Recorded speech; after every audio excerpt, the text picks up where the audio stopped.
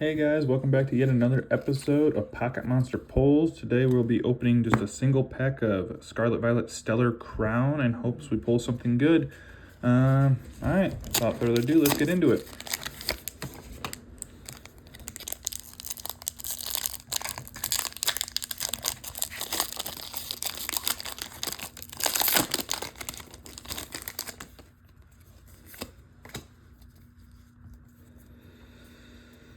Fichinder, Finion, Tauros, Fido, and Oka Berry,